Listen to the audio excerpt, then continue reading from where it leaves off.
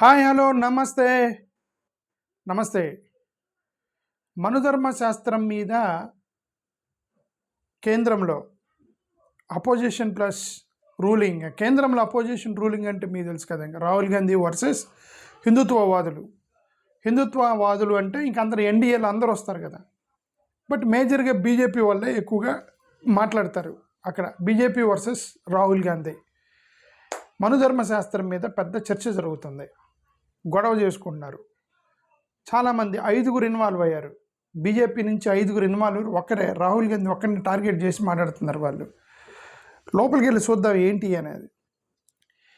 ఇప్పుడు నేను చెప్పేది మీకు కరెక్ట్గా అర్థమైతే, ఎలాగూ బాపట్ల ఎంపీగా నేను పోటీ చేస్తాను. నన్ను గెలిపించేది బీజేపీలో గెలిపిస్తారు నాకు. ఎందుకంటే నేను రోజు వాళ్ళని ప్రమోట్ చేస్తాను. అంతమాత్రం కృతజ్ఞత తీర్చుకుంటారు కదా బీజేపీ వాళ్ళు. మా బీజేపీ సహోదరులు, హిందుత్వవాదులు, హిందుత్వ సంఘాలు, విజయసాయిరెడ్డి గారు ప్లస్ ఏమంటారు రఘురామకృష్ణరాజు గారు, వీళ్ళు ఎవరెవరి మీద అయితే నేను మాట్లాడుతున్నానో రోజు నేను వాళ్ళకి మీకు ప్రమోషన్ ఇస్తున్నా. మీరు ఎలాగూ నాకు ఆ బట్టల్లో నాకు మీరే ఓటేసి గెలిపించండి. మా పాస్టర్లు లెట్ట నాకు వేస్తారు, మా దళితులు లెట్ట మాకు వేస్తారు. ఓకే, సో మా రెడ్డి మా కమ్మోళ్ళు లెట్ట నాకు ఓటేస్తారు. మీరందరూ నాకు ఓటేసి నన్ను బాపట్ల ఎంపీ చేయండి. సో మీరు ఎలాగో మా ఓటర్సే కాబట్టి ఏం జరిగిందో చెప్తున్నానండి. ఇది ఎన్నో తారీఖు జరిగిందో, ఏదో ఒక మీటింగ్ జరిగింది. రాహుల్ గాంధీ ఒక మీటింగ్ పెట్టాడండి. అక్కడ ఏం మీటింగ్ పెట్టాడు? ఆడవాళ్ళకి సంబంధించిన మీటింగ్ ఒకటి పెట్టాడు. ఆగస్టు 22వ తారీఖున 2026. ఓకే, పూణేలో ఒక మీటింగ్ జరిగింది. ఛాత్రోं की गूंज అంటే students voice of the students. Only girls స్టూడెంట్స్కే మీటింగ్ పెట్టాడు అతను, leader of the opposition Rahul Gandhi. Only ఆడపిల్లలను మాత్రమే పిలిచి ఛాత్రోं की गूंज స్టూడెంట్స్ వాయిస్ అనే ఒక భారీ బహిరంగ సభ పెట్టుకున్నాడు. అంటే వాళ్ళు పెట్టి ఈయన పిలిచారా, లేకపోతే ఈయనే పెట్టాడా, లేకపోతే అక్కడ మహారాష్ట్ర కాంగ్రెస్ వాళ్ళు పెట్టారా, నాకు డీటెయిల్స్ తెలియదు. బట్ ఛాత్రోं की गूंज, the voice of the cry of the girls, students cry of the students అని ఆ మీటింగ్కి వెళ్ళాడు. ఆ మీటింగ్లోకి వచ్చి అక్కడ ఎక్కువగా ఆడపిల్లలే ఉన్నారు కాబట్టి ఆడవాళ్ళ గురించి మాట్లాడుతూ ప్యాట్రియార్కల్ సొసైటీ గురించి మాట్లాడుతూ ఇప్పటికీ కూడా ఆడవాళ్ళని ఎక్కువగా కంట్రోల్ చేస్తున్నారు. మీ లైఫ్ మీరు జీవించాలి, మహిళలకి హక్కులు ఉండాలి, ఆడపిల్లలకి హక్కులు ఉండాలి, మీరు ఇండిపెండెంట్గా జీవించాలి, మీరు ఎవరి మీద డిపెండ్ అవగాకండి అని మాట్లాడుతూ మనుస్మృతిని ప్రస్తావించాడు రాహుల్ గాంధీ. ఏమని చెప్పాడు? హిస్టారికల్గా మనుస్మృతి పేరుతోటి ఆడపిల్లలను నొక్కారు, ఇప్పుడైనా సరే మీరు స్వతంత్రంగా జీవించండి అని ఒక మాట అన్నాడు. అంతే. ఏమన్నాడు? చారిత్రాత్మకంగా గతంలో మనుస్మృతి పేరుతో ఆడపిల్లలను నొక్కారు. అది అతను మాట్లాడిన మాట. అది కాంట్రవర్సీ అయింది. ఎందుకు? ఇప్పుడు మనుస్మృతిని నొక్కారు అని అంటే ఆబ్వియస్లీ ద లా ఆఫ్ మను అనేది వాళ్ళ ధర్మశాస్త్రం. బీజేపీ వాళ్ళు మన లేబర్ కోడ్ పెట్టారు చూసారా, లేబర్ కోడ్ పాస్ చేశారు bill. Labour code official labour కోడ్లో మనుధర్మశాస్త్రాన్ని రిఫర్ చేశారండి. గవర్నమెంట్ జీవోలో మనుధర్మశాస్త్రాన్ని రిఫర్ చేశారు. జయరాం రమేష్ పోస్ట్ చేశాడు, మీకు గుర్తుందో లేదు, నేను మాట్లాడే ఆ రోజు దాని మీద. ఇదేంటంటే గవర్నమెంట్ జీవోలోకి మనుధర్మశాస్త్రాన్ని రిఫర్ చేశారేంటి అని అప్పుడు నేను కూడా మాట్లాడే దాని మీద. ఎందుకు ఈ మనుధర్మశాస్త్రంలో ఇవి ఉంటాయి అన్నమాట.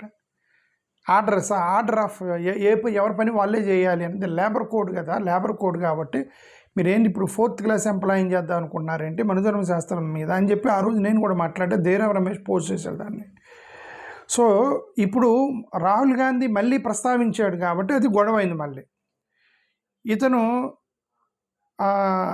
ఇప్పుడు ఏమైంది, అతను ఏమని ఎగ్జాక్ట్గా ఏం ప్రస్తావించాడు రాహుల్ గాంధీ, అది నేను చదువుతున్నా. ఇప్పుడు జనరల్గా మనుస్మృతి అంత ఇంపార్టెంట్ ఏంటంటే, మనుస్మృతి 5:18లో ఒక మాట ఉండిద్ది. దాన్ని దృష్టిలో పెట్టుకొని అని ఉండొచ్చు రాహుల్ గాంధీ అయినా అంబేద్కర్ 1927లో ఇదే మనుధర్మశాస్త్రాన్ని తగలబెట్టాడు కదా. డిసెంబర్ 25 క్రిస్మస్ రోజు తగలబెట్టాడు. డిసెంబర్ 25 అంబేద్కర్ గారు 1927లో మనుధర్మశాస్త్రాన్ని తీసుకెళ్ళి తగలబెట్టాడు. మరి అది క్రిస్మస్కి ఆయన క్రిస్టియన్ కాదు. ఆయన మరి ఆ క్రిస్మస్ రోజు ఎందుకు చూజ్ చేసుకున్నాడో మనకు తెలియదు. సో ఆ క్రిస్మస్ రోజు తగలబెట్టాడు ఆయన అంబేద్కర్ గారు. ఓకే, ఎందుకు దాంట్లో ఒక మాట ఉంటుంది, ఆ మాట ఇది మనుస్మృతి 5:148లో ఈ పదం ఉంటుంది. ఏమని ఉంటుంది, during childhood a woman should remain under the father's authority. అంటే చిన్నపిల్లప్పుడు తండ్రి సమక్షంలో పెరగాలి ఆడపిల్ల. During youth under husband authority, కుర్రోళ్ళుగా యవ్వనంలో ఉన్నప్పుడు భర్త సమక్షంలో పెరగాలి మహిళ. After the husband's death sons authority, కొడుకు ఆధీనంలో పెరగాలి అని పదం ఉండిద్ది అనమాట. అంటే పుట్టినప్పుడు తండ్రి ఆధీనంలోనే పిల్ల ఉండాలి, ఆడపిల్ల ఉండాలి. యవ్వనంలో భర్త ఆధీనంలో ఆడపిల్ల ఉండాలి. భర్త చనిపోతే కొడుకుల యొక్క ఆధీనంలో ఉండాలి అని ఈ యొక్క 3 ఫేజుల్లో కూడా ఒక మగ ప్యాట్రియార్కల్ సొసైటీ మగవాడి కింద ఆడపిల్లల్ని పెట్టారు అనేది గతంలో ఉంది. అట్లాంటి పదాలు చాలా ఉన్నాయని అంబేద్కర్ తగలబెట్టాడు. హిందూ కోడ్ బిల్లు పెట్టాడు, గొడవ అయింది అక్కడ హిందూ కోడ్ బిల్లు దగ్గర. ఇప్పుడు రాహుల్ గాంధీ మన స్టూడెంట్స్ వాయిస్లో అతను ప్రస్తావించి ఇప్పుడు అది ప్రాబ్లం అయింది. ఇప్పుడు దానికి బీజేపీ వాళ్ళు ఏం చెప్తున్నారంటే, నిషికాంత్ దూబే బీజేపీ ఇతను ఏం మాట్లాడు, నిషికాంత్ దూబే నువ్వు మనుధర్మశాస్త్రం మొత్తం చదవకుండా ముక్కలుగా చదివింది రాహుల్ గాంధీ, మధ్య మధ్యలో తీయకూడదు. మనుధర్మశాస్త్రంలో చాలా మహిళలకు సంబంధించినటువంటి చాలా వాక్యాలు ఉన్నాయి, మంచి వాక్యాలు కూడా ఉన్నాయి. ఆ వాటిని ఎప్పుడు మీరు ప్రస్తావించరు, కేవలం ఆ ముక్కలు మాత్రమే తీసుకొచ్చి అక్కడక్కడ ఉన్న పదాలను మీరు హైలైట్ చేసి బ్యాడ్ చేస్తున్నారు మనుధర్మశాస్త్రాన్ని అని నిషికాంత్ దూబే అన్నాడు. ఓకే, సో వాళ్ళు ఏమన్నా అదే చెప్తున్నాను, తర్వాత మన వర్షన్ ఇద్దాం. ఇది నిషికాంత్ దూబే చెప్పింది. యోగి ఆదిత్యనాథ్ గారు మాట్లాడారు. ఉత్తరప్రదేశ్ ముఖ్యమంత్రి యోగి ఆదిత్యనాథ్ గారు దీని మీద రాహుల్ గాంధీకి కౌంటర్ ఇస్తూ ఈయనేమన్నాడు, రాహుల్ గాంధీ మనుధర్మశాస్త్ర భారతీయ సంస్కృతిని కరెక్ట్గా అర్థం చేసుకోలేదు, ఈ doesn't understand the Indian history, Indian traditions, కల్చర్ని అవమానిస్తున్నాడు అన్నాడు. ఆయన అందేందంటే ఆడపిల్లలు ఇండిపెండెంట్గా ఉండాలి, మనుధర్మశాస్త్రంలో పెట్టినట్టుగా అణిగిమణిగి ఉండకూడదని కదా రాహుల్ గాంధీ అంది. ఈయన ఇండియన్ ట్రెడిషన్స్ని మీరు నొక్కి పెడుతున్నారు ఏంటి, దాంట్లో అర్థం కాల. ఇది what about the tradition and heritage ఏంటి, ఆడపిల్లలను నొక్కడం అనేది ట్రెడిషన్ అయితే ఆ ట్రెడిషన్ దాటి వచ్చాం కదా. ఇప్పుడు లేటెస్ట్ ట్రెడిషన్ ఏంటి, ఆడపిల్లలకి చదువు చెప్పడం, ఆడపిల్లలకి ఉద్యోగం చేయడం, ఆడపిల్లల్ని బడికి పంపించడం, అది కదా ట్రెడిషను. ఇంకా ఆ ట్రెడిషన్లో ఉండకూడదు, ఈ ట్రెడిషన్లోకి వచ్చారు. అది యోగి ఆదిత్యనాథ్. హిమాంత బిశ్వా శర్మ ఈయనేమన్నాడు, అస్సాం ముఖ్యమంత్రి, ఇతను ఏమన్నాడు, women rights using vehicle attacking this. Okay, Hindu మతాన్ని దాడి చేయటానికి మహిళల యొక్క హక్కుల్ని అడ్డం పెట్టుకొని దాడి చేస్తున్నాడు రాహుల్ గాంధీ. మహిళల మీద ప్రేమ లేదు, హిందూ మతం మీద ద్వేషం ఉంది రాహుల్ గాంధీకి. దాన్ని అటాక్ చేయడానికే ఇతను దీని గురించి మాట్లాడుతున్నాడు అని ఇది హిమాంత బిశ్వా శర్మ అన్నాడు అనమాట.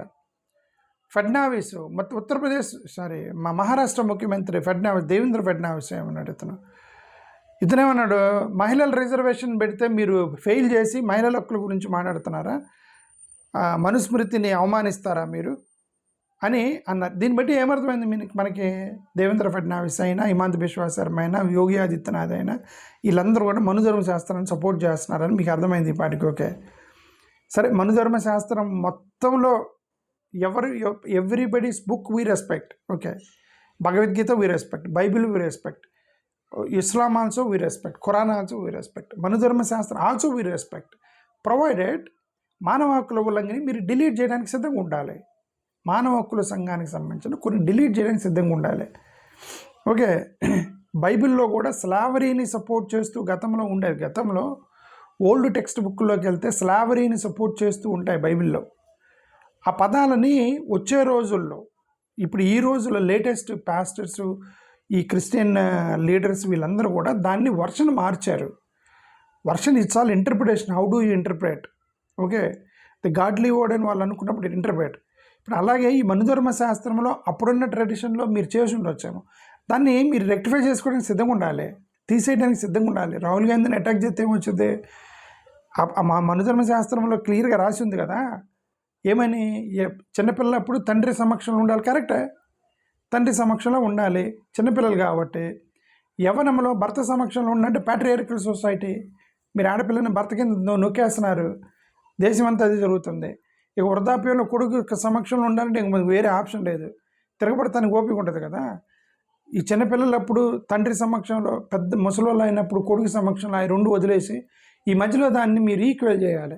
మగవాళ్ళు ఆడవాళ్ళు ఒకటే, మహిళలకు కూడా హక్కులు ఉండాలని గురించి మాట్లాడుతున్నాం కదా, మధ్యలో యవనత్వం గురించి. దాన్ని రెక్టిఫై చేయడం సిద్ధంగా ఉండాలి. అదే దే ఆర్ ఇండీడ్. బట్ ఇక్కడ ఇష్యూ ఏంటంటే, ఇప్పుడు ది లీడర్ ఆఫ్ అపోజిషన్ మనుస్మృతిని మాట్లాడాడు అని అంటే, మరి మా 5:148 మనుస్మృతి 5:148 ఉన్నదే కదా అతను మాట్లాడాడు. అంబేద్కర్ కూడా అదే మాట్లాడాడు కదా. మరి అంబేద్కర్ గారు చెప్పింది ఏంటి? అంబేద్కర్ గారు December 25, 1927 ఎక్కడ అది మహాద్ మూమెంట్ జరుగుతున్నప్పుడు అంబేద్కర్ గారు మనుస్మృతి కాపీని తీసుకెళ్ళి తగలబెట్టాడు కదా. అది హిస్టరీలో ఉంది కదా, ఇప్పుడు కూడా ఉంది కదా. అది ఎందుకు తగలబెట్టాడు? దాని అంత మంచి ఉంటే ఎందుకు తగలబెడతారు దాన్ని? దాంట్లో మహిళల యొక్క హక్కులు సమస్యలు ఉన్నాయి, దళితుల హక్కుల సమస్యలు ఉన్నాయి, వర్ణ వ్యవస్థ అనేది క్లియర్గా చెప్పబడుతుంది. శూద్రుడు బ్రాహ్మణుడు ఇట్లా రాశారు, శూద్రుడు బ్రాహ్మణుడు అంటరానుడు ఇవన్నీ క్లియర్గా డివిజన్ రాశారు మనుధర్మ శాస్త్రంలో. అందుకే కదా అంబేద్కర్ గారు లండన్ వెళ్ళి చదువుకొని వచ్చి మతం చదువుకొని ఇదేం నిజమని తగలబెట్టాడు 1927లో. ఓకే, అంబేద్కర్ చెప్పింది ఇప్పుడు ఈయన రాహుల్ గాంధీ మాట్లాడాడు మొన్న.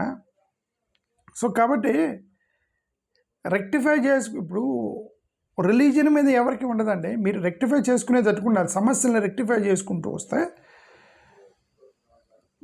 ఏముండదు. రెక్టిఫై చేశారులేండి. ఇప్పుడు అప్పుడు 1927లో ఉన్న హిందుత్వం ఇప్పుడు కాదు. ఏమంటారు, వేదిక్ పీరియడ్లో ఉన్న హిందుత్వం ఇప్పుడు లేదు. మొఘల్ చక్రవర్తులు ఉన్నప్పుడు ఉన్న హిందుత్వం ఇప్పుడు లేదు. బ్రిటిష్ వాళ్ళు ఉన్నప్పుడు హిందుత్వం ఇప్పుడు లేదు. 1950లో ఉన్న హిందుత్వం ఇప్పుడు లేదు. ఇదంతెందుకు 1990లో ఉన్న హిందుత్వం కూడా ఇప్పుడు లేదు. ఎందుకంటే 1990లో ఆర్ఎస్ఎస్ క్లియర్గా చెప్పారు రిజర్వేషన్కి వ్యతిరేకమని. 2000లో కూడా చెప్పారు రిజర్వేషన్కి వ్యతిరేకమని. బట్ నరేంద్ర మోడీ ప్రధానమంత్రి అయిన తర్వాత Narendra Modi basically is a politician. అతను బేసికలీ ఈజ్ అ పొలిటీషియన్. అంటే ఇంక నాకు తెలిసిన వరకు ఈ బీజేపీలో కొద్ది సెక్యులర్ బీజేపీ నాయకుడు ఎవరనంటే Narendra Modi. Secular mindset ఉండేది నరేంద్ర మోడీకి. నేను రోజు ఏదో వ్యతిరేకంగా మాట్లాడతాను కానీ అతనికి అపోనెంట్ అని. బట్ ఉన్న వాళ్ళలో is better, 100% better Narendra Modi. ఎందుకంటే అతను సెక్యులర్ మైండ్ సెట్ ఉండేది. అది మొన్న బీసీలకి ఆ కోడ్ వేసి దెబ్బతిన్నాడు కదా. ఎస్సీ ఎస్టీ బీసీలకి యూనివర్సిటీలో జరుగుతుందని కోడ్ వేసాడు మొన్న. ఇది వేసాడు కదా, రిజర్వేషన్స్ అనేవి పావర్టీ ఎలివేషన్ కోసం కాదు, దీనికోసం అని చెప్పి మోడీ గవర్నమెంట్ వేసింది. సో కొన్ని రీజనబుల్గానే వేస్తున్నారు వాళ్ళు. ఇప్పుడు దీన్ని మనుస్మృతికి సంబంధించి కూడా వాళ్ళు వర్షన్ మార్చారు. వాళ్ళకి చెప్పారు, ఇదిగో భయ్ మనం రిజర్వేషన్ ఎత్తేయాలి అంటే ఎక్కువగా ఎస్సీ ఎస్టీ బీసీలు 80% మంది ఉన్నారు. మన జన్మల అధికారంలోకి రాలేం, మనం మార్చాల్సిందే వర్షన్ అని చెప్పి ఈ నరేంద్ర మోడీ వచ్చినాక ఇది జరిగింది. అతను ఏం చేశాడంటే రిజర్వేషన్స్ మేమే అది అనుకూలము, కాంగ్రెస్ సెక్యులరా, మేమే పెద్ద సెక్యులరు, అంబేద్కర్ అసలు మీ వాడు కాదు, మా ఆర్ఎస్ఎస్ వాడు అంబేద్కర్ అని చెప్పి ఎన్ని వర్షన్స్ సోషల్ మీడియాలో కొట్టి వాళ్ళు అధికారంలోకి వచ్చారు. అదే దట్స్ హౌ ఈ చేంజ్డ్. అది సెక్యులర్ బీజేపీ నాయకుడిగా అతను. సో సమ్వాట్ బెటర్ 100% మిగతా వాళ్ళతో పోలిస్తే. But whatever it may be ఏంటంటే, బట్ స్టిల్ వాళ్ళ సిద్ధాంతము బేసిక్ లైన్ సిద్ధాంతం అనేది పవర్ కదా, మార్చిపోరు. ఆ సిద్ధాంతం మార్చుకోమంటే మార్చుకోరు. ఊరికే టెంపరీగా ఓటర్ల కోసం, ఓటు బ్యాంకు కోసం వాళ్ళు అధికారంలోకి రావడానికి వచ్చి ఇప్పుడు అన్నీ మార్చేసుకుంటూ పోతున్నారు. చట్టాలన్నీ ఇండైరెక్ట్గా రిజర్వేషన్స్ ఎత్తేయడం ఇవన్నీ జరుగుతున్నాయి. సో ఇదంతా కూడా ఏంటంటే చాలా ప్లాన్డ్గా వెళ్ళాలి. That's what I'm saying that. So whatever it may be ఏమంటారంటే, బీజేపీకి వాళ్ళు ఏమన్నా స్ట్రాంగ్ ఆర్గ్యుమెంట్ చేస్తున్నారు. మనుస్మృతి పర్ఫెక్ట్గా ఉంది, అండర్స్టాండింగ్లో తప్పు ఉంది, మీరు తప్పుడు అర్థం చేసుకున్నారు, దాని అర్థం అది కాదు, వర్ణ వ్యవస్థ అంటే గుణాలను బట్టి ఉంది, ఇవన్నీ చెప్తున్నారు. ఓకే, ఇంకా సోషల్ మీడియాలో చాలా దారుణమైన పదాలు తిరుగుతున్నాయి. మనుషులు చాలా క్లియర్ డిస్టింక్షన్, దాని అంతా మనం మాట్లాడకూడదు. ఎందుకంటే మీరు చదువుకోండి సోషల్ మీడియాలోకి వెళ్ళి ది ప్రాబ్లమ్స్ విత్ మనుస్మృతి అని ఆ గూగుల్లో కొడితే మీకే వస్తాయి అవన్నీ. ఓకే, సో కాబట్టి ఇప్పుడు ఇతను నిన్న ఆడపిల్లలతో మాట్లాడుతూ leader of the opposition women's autonomy గురించి, ప్యాట్రియార్కల్ సొసైటీ గురించి, social justice, equality, caste, constitutional values, ఇవన్నీ స్టార్టింగ్ నుంచి మాట్లాడుతున్నాడు లీడర్ ఆఫ్ ది అపోజిషన్. ఏమని? Women's autonomy, patriarchal, social justice, equality, caste, వీళ్ళేమో బీజేపీ వాళ్ళేమో Hindu civilization, cultural heritage, religious identity, traditional nationalism, అదేమంటే మీరు యాంటీ హిందూ, పాకిస్తానీ ఇవన్నీ వీళ్ళు మాట్లాడేది. ఓకే, సో వాళ్ళని ఇలానే ఫ్రీడమ్ ఉమెన్స్ ఫ్రీడమ్ గురించి మాట్లాడితే యాంటీ హిందూ అనకూడదు, ఉమెన్ ఫ్రీడమ్ గురించి కానీ మాట్లాడుతున్నాడు. దళితుల ఫ్రీడమ్ గురించి మాట్లాడితే మీరు క్రిస్టియన్స్ అనకూడదు. ఇక్కడ ఆంధ్రప్రదేశ్లో గొడవ, దళితుల ఫ్రీడమ్ ఇవన్నీ మాట్లాడితే క్రిస్టియన్స్ అది ఇదని దొబ్బుతున్నారు. ఓకే, జగన్మోహన్ రెడ్డి గారిని అయితే దుబ్బారు కదా. ఇప్పుడు సమ్వాట్ బెటర్ జగన్ ఎడ్యుకేషన్ సంబంధించి ఈ did fantastic job, 100% fantastic job చేశాడు. ఓకే, స్కూల్స్ కానీ కాలేజీలు కానీ ఫెంటాస్టిక్ జాబ్ ఈ డిడ్. దాన్ని మీరు అగ్రీ చేయాలి. Chandrababu Naidu how he got credit, he credited himself for hitech city డెవలప్మెంట్కి చంద్రబాబు నాయుడు గారి ఫెంటాస్టిక్ జాబ్ చేసినట్టు మనం అగ్రీ అవ్వాలి. ఇది రోడ్స్ బిల్డింగ్స్ ఇవి కన్స్ట్రక్షన్ అయితే, బట్ పిల్లలకి ఎడ్యుకేషన్ దీనికి జగన్ని మనం వీ హ్యావ్ టు క్రెడిట్. ఏది మంచి చేసినా చేయాలి. బట్ వీళ్ళిద్దరూ కూడా ఒకవైపు ఉన్నారు. That is the danger in our Andhra Pradesh. That's only the danger. Otherwise everybody have their own merits and demerits and merits. That's all. Okay, so that's our problem. ఏంటంటే మీరందరూ సెక్యులర్గా ఉండి మమ్మల్ని కాపాడాలి, దళితుల్ని మైనారిటీస్ని కాపాడాలి అనేది మా ప్రాబ్లం. ఎవరి సమస్యలు వాళ్ళే కదా. విద్యార్థి సమస్య విద్యార్థి, ఎంప్లాయీ సమస్య ఎంప్లాయీ, దళితుల సమస్య దళితులది, మైనారిటీ సమస్య మైనారిటీదే.